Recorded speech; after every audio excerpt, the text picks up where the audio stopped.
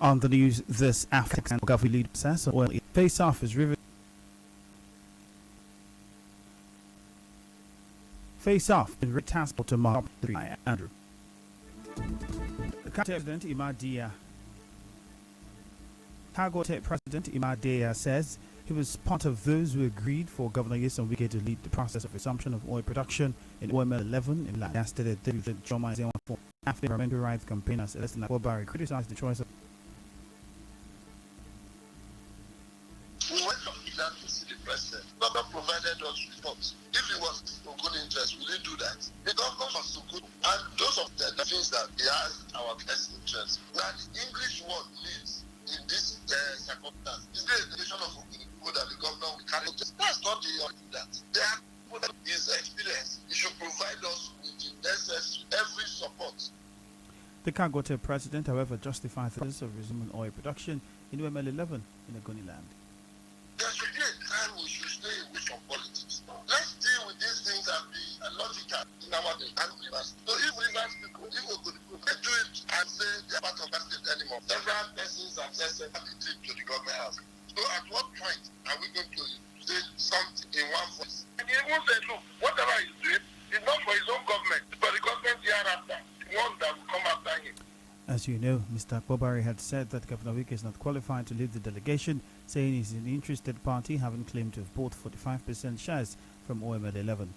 Yesterday on Nigeria Info's Morning Crossfire, Commissioner for Agriculture Fred Quackle said Ogoni stakeholders, comprising of all serving national and state legislators, 4 past vice chancellors of universities of Ogoni extraction, all 4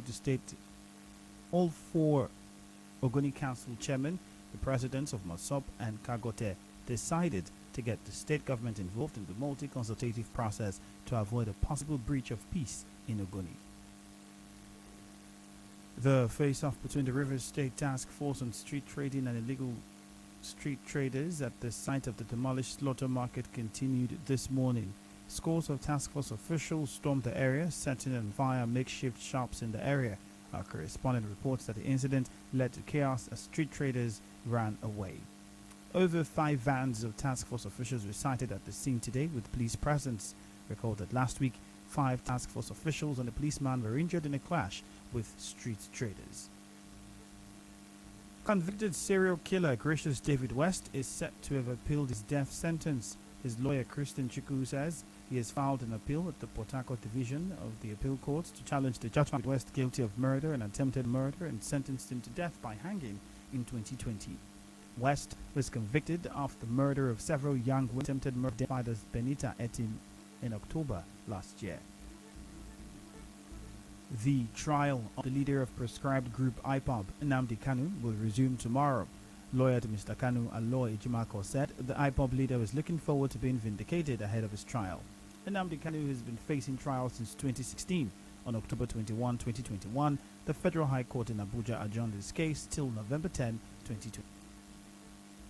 A professor and political analyst from the Ignatius Ajuri University of Education, Kenneth Nweke, says INEC should not deploy the biometric voter accreditation system PVAS machine if it has not been able to ensure its effectiveness.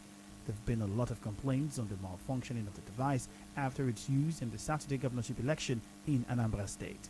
Speaking with our correspondent, Professor Nweke said INEC should not mislead the public by saying the BVAS are in working condition. That election had some challenges in terms of the deployment of the devices for capturing, voters. The new device did not work effectively, bridging the gap in previous elections. I want to say clearly, if these devices are not tested, they should not come up to say clearly and very confident that that these devices work effectively and all that. No. Until these devices are tested, INEC should not, from time to time, come up publicly to demonstrate the effectiveness of the workability of these devices. He also raised concerns over the electronic transmission of results, stating that Nigerians should instead focus on what result is being transmitted. My major concern has always been what is to be transmitted. It is not about the mode of transmission, but my worry is what is to be transmitted. When people are locked in a room and results are written and election results are transmitted, that is fraud and all that. So there are a lot of some allegations of malpractices as such and all that. And then again, vote buying and the rest of them took the center stage of the electoral process. Mr. Aweke said that the supplementary election ongoing in Ihiala local government area of Anambra State would be characterized by another round of vote buying. Having an inconclusive election, so to say, because of the Ihiala local government that was not conducted, also exposes more the electorate to this kind of vote buying and the political class as well, because that election would be conducted subsequent in the next few hours. There's a tendency of the highest bidder takes it all. Vote buying will become something else as far as that supplementary election is concerned. Meanwhile, the public affairs analyst Achike Chude, who was an observer at the Saturday governorship election in Anambra State on Saturday, says INEC should be commended for how it organized the elections despite the various challenges. The only source of agitation was from the people themselves, the voters who had come out to vote because of some failures on the part of INEC. So we should also understand the context under which that election was held. You know, their facility was attacked sometime this year, so we can give them a pass because of some of those disadvantages they had going into the election. You know, so it was we are quite happy. Ultimately at the turnout of the election. He said the election was peaceful due to efforts of various civil society groups, social cultural organizations, as well as some stakeholders in the state. There was a lot of groundwork that went into ensuring that the election, was free. But beyond that, again, there are other non-state actors that were also active, talking to the various factions, whether IPOP or other groups are talking to government about the need to have a peaceful election. And obviously, all of these things, worked together to ensure that the very peaceful and tranquil election that we had in Anambra State would happen. So it was not just a given that people would just come and then vote and then go in an atmosphere of peace. The Anambra State supplementary election holds today from 10 a.m. to 4 p.m. in Ihiala local government. The move followed the suspension of collation of results by the state coalition's returning officer after Saturday's election. Meanwhile, Echeng says over 1,000 police officers will be currently line. Will be giving us updates and telling us what the situation looks like. Hello, Kenechukwu. Good afternoon. Hello, good afternoon. So, talk to us. What's the situation like at Ihiala local government area at the moment? Yes, it's a tense situation down here at Ihiala. Obviously, because of the heightened insecurity this area has witnessed in recent times. I have moved through a place they call the den of criminals, and they have warned us, against moving through that lane. But there was no other route we could have taken from coming down from Oka down to monitor this election at Ihiala. And I passed through that place, and I saw a heavy deployment of the men of the Nigerian army who were armed to the teeth with an armored tank also. Meanwhile, as I was moving, I noticed immediately anybody saw my car, they ran. Everybody, they were running. Those who were driving motorcycles were, turning away.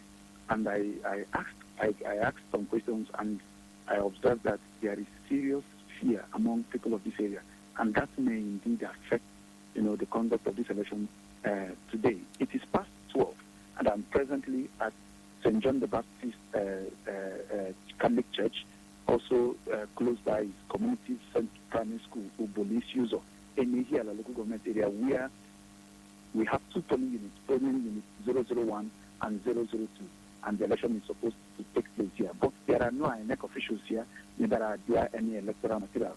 People turned out, although not in their numbers, but there are no activities going on as of now here. Before then, I had gone to Mbosi, St. Augustine's College Mbosi, where the same was the case. And it places the question, how ready is INEC to conduct this exercise? Has any statement given about INEC with regards to why materials have not been deployed, because they actually shifted it to this particular date so they could mobilize and ensure that the elections are conducted for that singular local government. So any comments from INEC with regards to why there is a delay? Okay, INEC has not come out to say this was the reason why there was any delay, but I met the team, the entire entourage of comprising security personnel, INEC officials, and the other ad hoc personnel to work for this election at Oka earlier this morning. And I had argued that there was no way they could reach Ihiala at the time I saw them at Oka in time, to start off this election by 10. Remember, they had moved the election from 8:30 to 10. But as of now, no material has arrived here. I have seen them drive past to inner communities, maybe Iseke and Lili and Osumo. But here at Obolisiuso, no material has arrived. And INEC has not said anything as to why that delay. But obviously, it's because they are moving from Oka because of the security situation here. Okay, so we have a heavy security presence within the local government area at the moment. Yes, there is. And I also spoke with some locals who think, was the opinion that the heavy deployment is not a good one for them. Remember, the issue of IPOB is at its height here. I also met with somebody from Anambra election situation room who confirmed to me that at a primary school where it's supposed to be a voting point for this election, at least he met a group of men, members of the indigenous people of Biafra, camped there smoking and drinking. And it poses the question, how is this election going to hold down here with what we have seen so far and the reports we are getting? Okay, Kenechiko, thank you very much. I will keep in touch for more details. Thank you very much, Andrew. That's our correspondent, Kenechiko Foma, reporting live from Ihiala, local government area in Anambra State. Any more updates you would get in our subsequent bulletins. There's been an accident involving a taxi and a tanker at the Birikore flyover axis of the East-West Road heading towards Rumokoro. It is unclear if there are any casualties, but reports say that the accident has led to a heavy traffic along that axis. Still ahead, Rivers State government yet to respond to claims of non-payment of NECO registration of students from public schools. Stay tuned.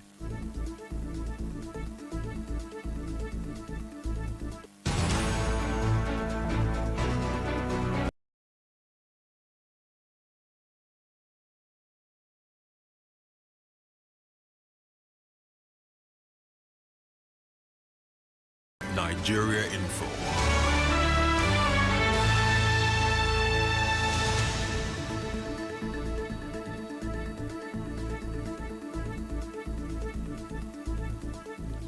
A resident of Deo Community, Gokana local government area of Rivers State, a man, Roland Monokbo, has asked the police to reopen investigation into the disappearance of his daughters 12 years ago. Monokbo, a retired civil servant, said his daughters were preparing to start university education when they were kidnapped in 2009.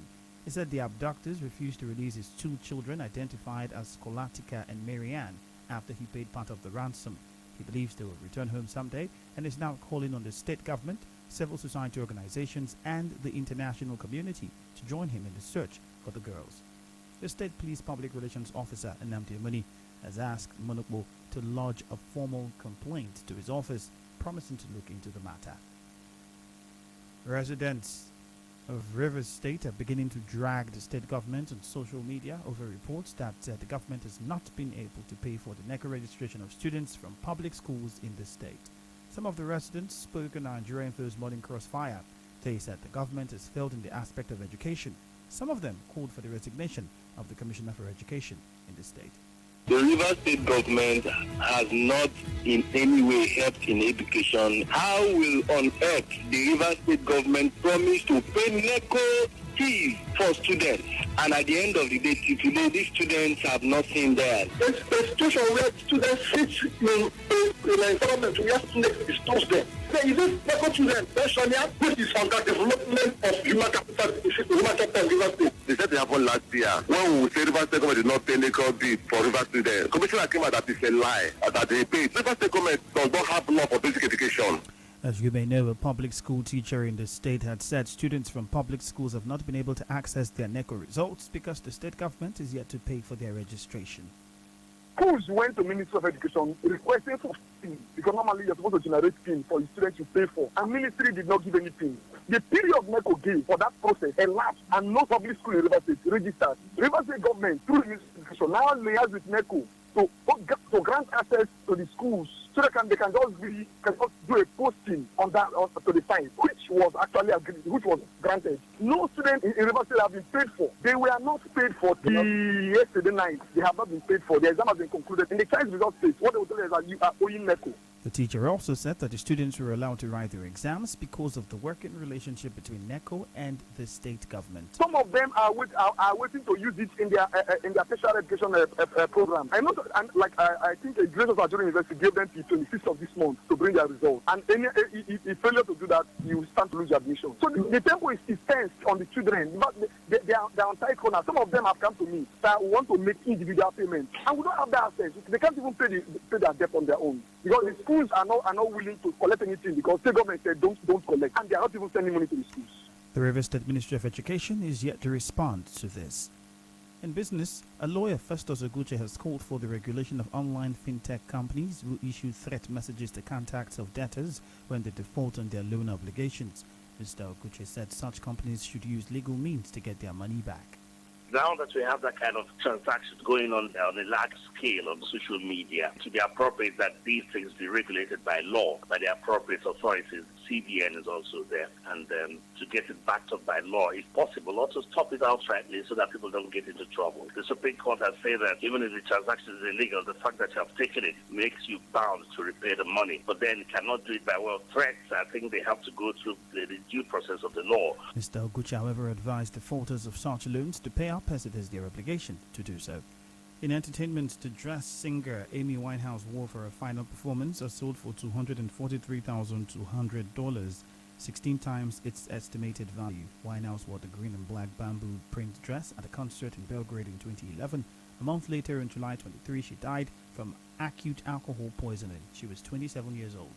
The dress was the highlight of an 800-item collection of personal effects that were sold by Winehouse's parents. The entire collection brought in $4 million. In sports, Super Eagles goalkeeper Maduka Okoye has a half-year club Watford. Face off this morning as River State Task Force chased illegal street traders and demolished makeup shops at Slaughter Market. On the foreign scene, Poland has stopped migrants' entry at its eastern border with Belarus. The news was edited by Choma Ezewafo. For more stories, visit www.nigeriainfo.fm. Partly sunny weather is expected in Port Harcourt this afternoon. My name is Ifiemi Andrew. Thank you for your time.